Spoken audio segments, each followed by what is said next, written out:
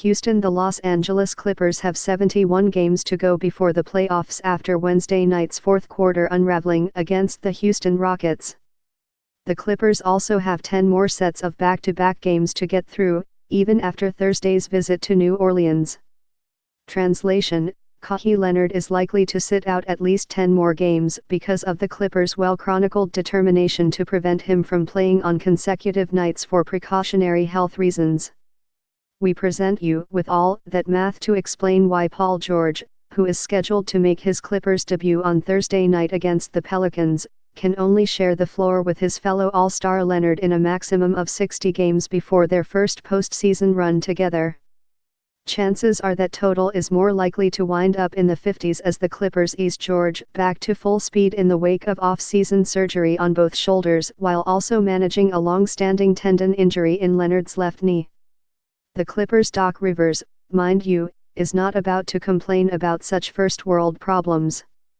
In his 21st season as an NBA coach, after 13 seasons as a player, Rivers is too, well, seasoned to be duped into thinking anyone would respond sympathetically.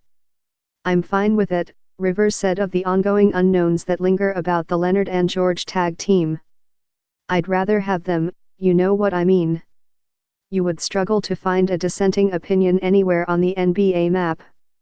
Even with their daunting injury histories, and even though Leonard and George possess short-term deals that will allow them to both become free agents again in the summer of 2021, Rivers and the Clippers are grateful for the opportunity, however rushed, to try to mold them in a title-winning duo. "You'll take it," Rivers said. "You just take the talent." Rivers didn't know it at the time, but minutes before his pre-game press briefing at Toyota Center, Houston coach Mike D'Antoni had offered supportive sentiments in a chat down the hall. D'Antoni was asked if he found it easier in Houston to try to build an offensive system around a newly formed marquee duo, James Harden and Russell Westbrook, than he had it in Phoenix. In his second season as head coach of the Suns in 2004-05, D'Antoni's starting lineup featured the eventual Most Valuable Player award winner, Steve Nash, joining a trio of incumbent stars, Amar'e Stoudemire, Shawn Marion, and Joe Johnson. "I'll take the 4 and try to figure it out," D'Antoni said. "I think any coach would say, give me all 4. There's always challenges even if you only have 2 stars, even if you only have 1. By night's end, Rivers was fuming about unrelated matters after Houston's 102-93 victory. He branded the Clippers' performance, in which they quickly fell behind by 17 points, a low-focus game for us. He chastised himself for allowing Leonard, 26 points, 12 rebounds and 7 assists, to log 41 minutes. And, most of all, Rivers seethed about his ejection with 91 seconds remaining, insisting that the referee Tony Brothers should not have tossed him. As part of a confusing coach's challenge, Brothers' crew incorrectly advised the Clippers that they had one more timeout available than they actually did, leading to bedlam in crunch time. "The ref screwed up," Rivers said, undeterred by the league fine for publicly criticizing game officials that is surely coming. Yet one suspects his mood will rebound once he finally sees George in uniform. Rivers did briefly lament that George has yet to engage in any meaningful practicing with the Clippers' other projected starters, but he stopped there. Rivers knows to expect no sympathy when, in more games than not going forward, LA's roster will boast 2 players universally ranked among the league's 10 best.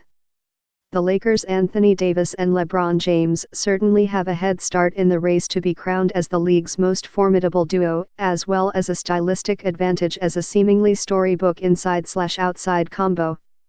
Yet Rivers will happily take his chances with a pair of two-way monster swingmen in this era of positionless basketball. The Clippers, remember, happily surrendered 5 future first-round draft picks, in addition to the highly coveted guard Shai Gilgeous-Alexander and the veteran forward Danilo Gallinari, to acquire George, 29, from Oklahoma City. It's a trade they made at Leonard's behest to clinch the 2-time NBA Finals MVP's decision to leave Toronto and join the Clippers as a free agent. "They are similar in the way they play," Rivers said. Said the Clippers' Lou Williams, I'm just excited to have our entire group and just see what it looks like. Better times are surely ahead for Rivers, who was forced to endure the added annoyance of his son Austin, a Rockets reserve, gesturing for his father's expulsion on the floor and whipping up the crowd while Doc Rivers unsuccessfully pleaded his case.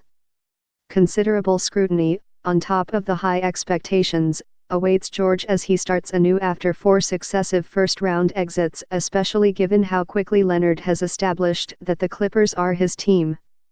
But, again, no one will be feeling sorry for him. For all the work Rivers faces in figuring out his best starting and late lineups, finding playing time for everyone on a deep roster and nurturing the chemistry between Leonard and George, they were 7-3 until succumbing to Harden's 47 points for the 8-3 Rockets. The Clippers also entered Tuesday's play having faced what ESPN rated as the league's second toughest schedule to date.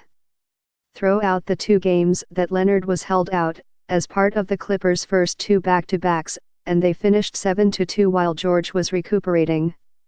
In a rare proclamation from the quiet superstar, Leonard went so far as to assert that the wait for his starry new sidekick wasn't nearly as agonizing as it could have been. "It's actually gone by fast," Leonard said.